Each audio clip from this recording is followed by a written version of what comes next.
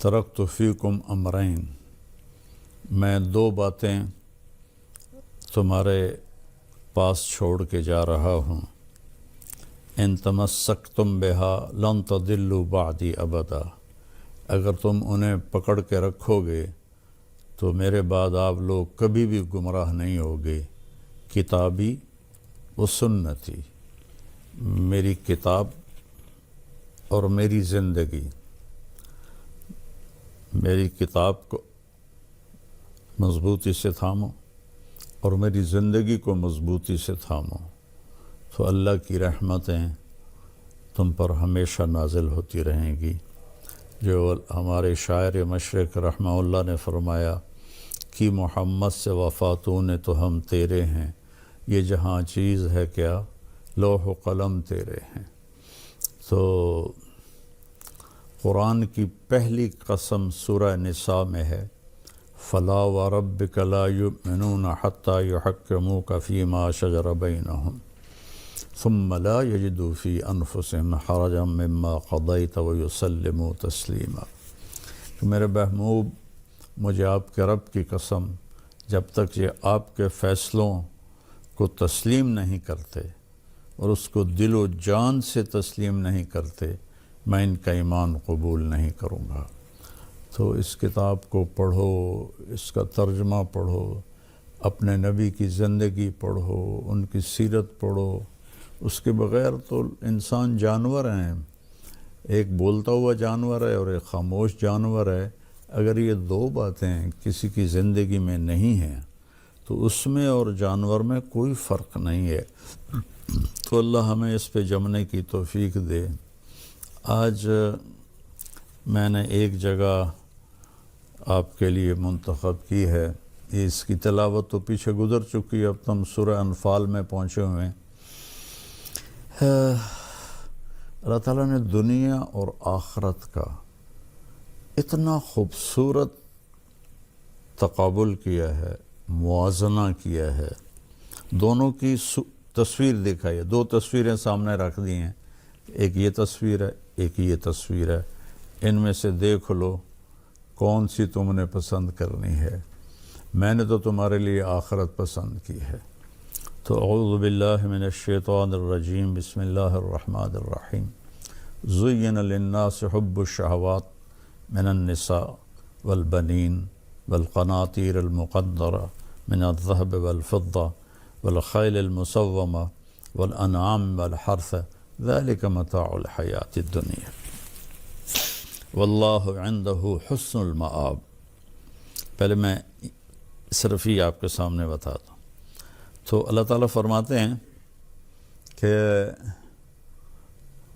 تمہارے دلوں میں کھبی ہوئی ہے چند چیزوں کی محبت، تم اس کے دیوانے ہو اور اس کے پیچھے بھاگتے ہو۔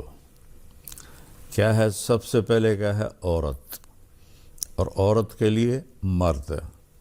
یہاں دونوں کی طرف اشارہ ہے کہ سب سے پہلی جو تمہاری خواہش ہے اور تمہاری سب سے بڑی جو تم سمجھتے ہو یہ مل جائے تو سب کچھ مل جائے، تو وہ مرد کے لیے عورت ہے، عورت کے لیے مرد ہے۔ عورت نہ ہو تو مرد بیکار ہے، مرد نہ ہو تو عورت بیکار ہے۔ ان دونوں کی ایک دوسرے کے لیے کشش اللہ نے رکھی ہے۔ پھر اولاد، اولاد کے پیچھے آدمی کتنی گڑبڑ کرتا ہے، اور جو حرام کا پیسہ اکٹھا کر رہے ہیں کہ ہماری اولاد کے کام آئے گا، ہماری اولاد کے کام آئے گا۔ تو دوسری چیز ہے اولاد، اور تیسری ہے والقناطیر المقنطرہ، سونے چاندی کے ڈھیر لگ جائیں، پیسہ، جس کو آج کی زبان میں پیسہ، ڈالر، پاؤنڈ، روپیہ، ریال، درہم، دینار، یہ آج کے سونا چاندی کے بدل میں ہیں۔ کاغذ پر اس کو یہودی لے کر آئے تھے۔ اگر اصل سونے چاندی کے سکوں پر بازار کا کاروبار ہوتا تو کبھی مہنگائی نہ ہوتی، کبھی بھی مہنگائی نہ ہوتی. یہ کاغذ کے نوٹ ہیں چھاپ کے لوگوں کو بیوقوف بنا رہے ہیں. تو تیسری چیز ہے پیسہ، سونا. چوتھی چیز ہے سواریاں، والخیل المسومہ، خوبصورت گھوڑے. اس زمانے کے لحاظ سے آج کل خوبصورت گاڑیاں، یہ BMW ہے، یہ مرسڈیز ہے، یہ مے بیک ہے، اور یہ پتہ نہیں کیا ہے، کتنی قسمیں آ گئی ہیں گاڑیوں کی، یہ رولز رائس ہے. تو سواریوں کی محبت، اور پھر جانوروں کی محبت. لوگ گھوڑے رکھتے ہیں. ہمارے ذمہ داروں میں تو گائے بھینس کے بغیر وہ ذمہ داری نہیں کہلاتا جس کے پاس یہ سسٹم نہ ہو. ہمارے دادا نے تو 100 بھینسیں رکھی ہوئی تھیں. تو ان کی وفات کے بعد ہمارے والد صاحب رحمۃ اللہ علیہ نے تھوڑی کو 50 کے قریب کر دی. پھر ہم دونوں بھائی باہر پھرتے رہتے ہیں. وہ لاہور میں ہوتا ہے، ڈاکٹر ہے، میں تبلیغ میں ساری زندگی پھرتا رہا. تو ہم نے بس گزارے کی رکھی کہ جس سے دودھ ملتا رہے. تو جانوروں کی محبت. اور اگر آپ تھوڑا سا صحراؤں میں یہیں چلے جائیں، بلوچستان، اونٹوں کے ریوڑ اور گائے کے ریوڑ. یہ ہمارا جو چولستان ہے وہاں سے لوگ نکلتے ہیں اپنی گائے لے کر. ان کا سب سے بڑا سرمایہ گائے ہے. 8 مہینے بیوی بچوں سمیت وہ پاکستان میں پھرتے ہیں. جہاں چارہ ملتا ہے وہاں. ہمارے گاؤں میں بھی آتے ہیں. جب مکئی کٹتی ہے تو وہ خشک مکئی کے جو ٹانڈے ہوتے ہیں وہ جمع کر کے ان کو کھلاتے ہیں. پھر مجھ سے ملے تو میں نے پوچھا اپنے گھر میں کتنا رہتے ہو؟ کہا جی 4 مہینے، اور 8 مہینے ہم باہر پھرتے ہیں. تو ان کی تو جان اٹکی ہوئی ہے اونٹ میں، گائے میں، بھینس میں. میں سوازی لینڈ ایک چھوٹا سا ملک ہے موزمبیق کے ساتھ، وہاں میں گیا، ہماری جماعت گئی. تو وہاں 10 لاکھ کی آبادی ہے اور کوئی 40 لاکھ گائیں ہیں. کہ ہمارے یہاں جہیز میں چیزیں دی جاتی ہیں، وہ جہیز میں گائے دیتے ہیں. نے 100 گائیں دی، اس نے 200 گائے دی. اور پھر اس کے بعد فرمایا والحرث، اور پھر کھیتی باڑی، ذمہ دارہ.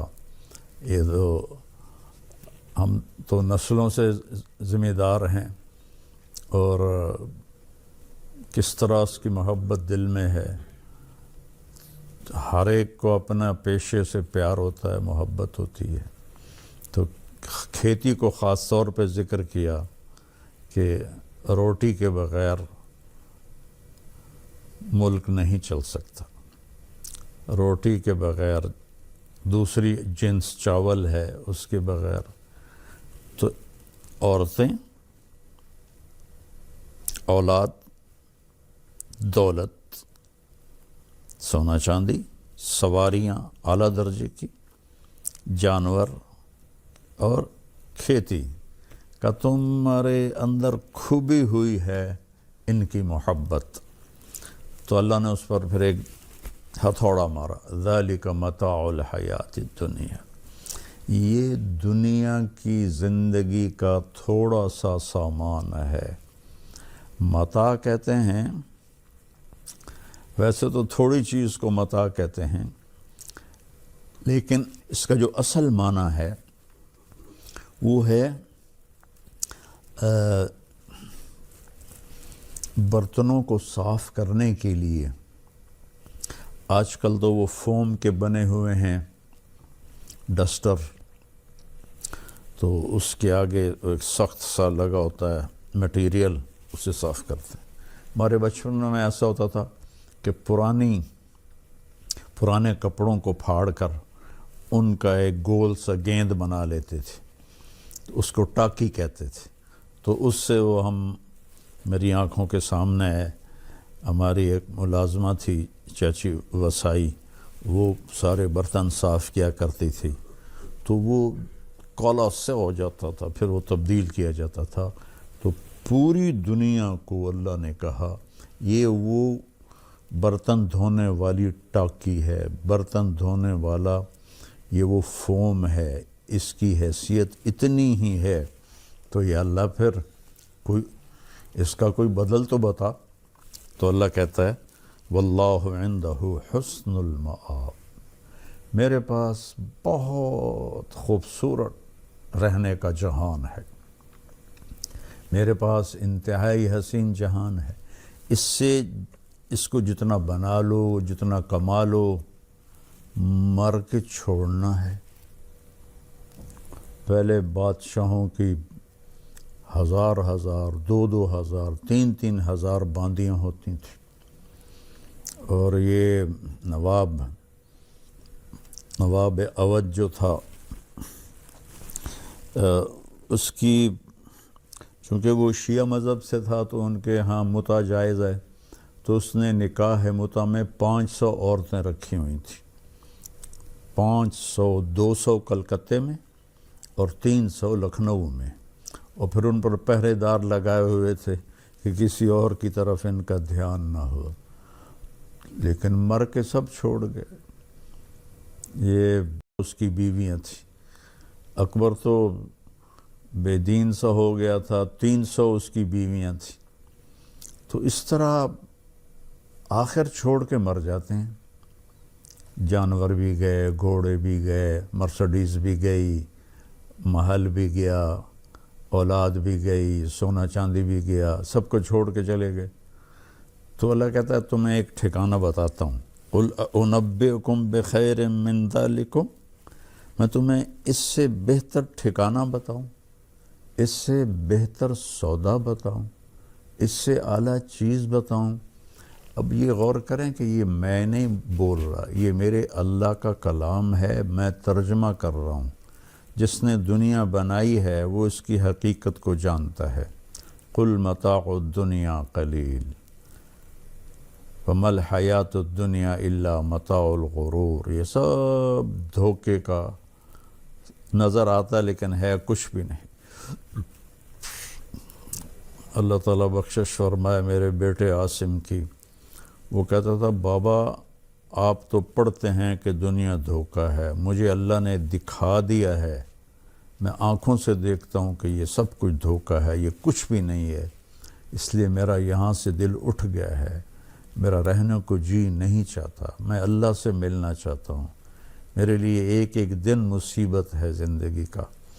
تو اللہ نے اس کی طلب پہ اسے بلا بھی لیا، ہم چاہے روتے رہیں، وہ تو کامیاب ہو گیا۔ تو اللہ تعالیٰ فرماتا ہے تمہیں بہترین چیز بتاؤں، جنہوں نے تقوی اختیار کیا، جنہوں نے تقوی اختیار کیا۔ تقوی کوئی ایسی آسمانی، کوئی ایسی بہت بڑی چیز کوئی نہیں ہے، گناہوں سے بچنا اور نیکیوں پہ جمنا، اور جب گناہ ہو جائے تو پھر معافی مانگ لینا۔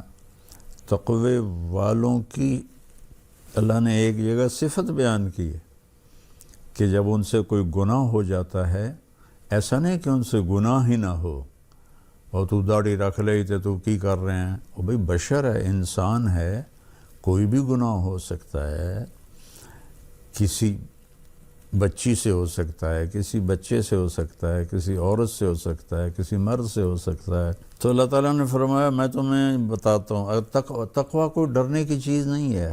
5 نمازیں ہیں، مہینے کے روزے ہیں، پیسہ ہے تو زکوٰۃ ہے، زیادہ پیسہ ہے تو حج ہے، اگر پیسہ نہیں تو دونوں معاف ہیں، اور سچ بولنا ہے، دھوکہ نہیں دینا، کسی پر زیادتی ظلم نہیں کرنا، اور حلال کمانا ہے، حرام نہیں کمانا۔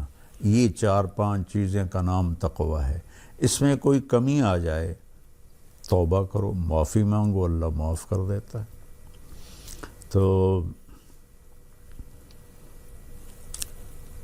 اب اللہ تعالیٰ فرما رہے ہیں تیرے رب کے پاس، جنہوں نے تقوی اختیار کیا ان کے رب کے پاس، للذین اتقوا عند ربهم جنات تجری من تحتها الانہار خالدین فیہا۔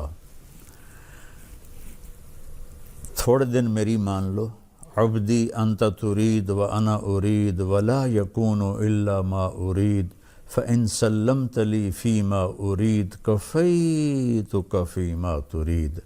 میرے بندے ایک ڈیل کر لیتے ہیں، بڑی طاقتور ڈیل ہے کہ یہ تھوڑی سی زندگی میری مرضی پہ گزار دو، تھوڑی سی زندگی، تو ہمیشہ کی زندگی تیری مرضی کی بنا دوں، ہمیشہ کی زندگی تیری مرضی کی بنا دوں۔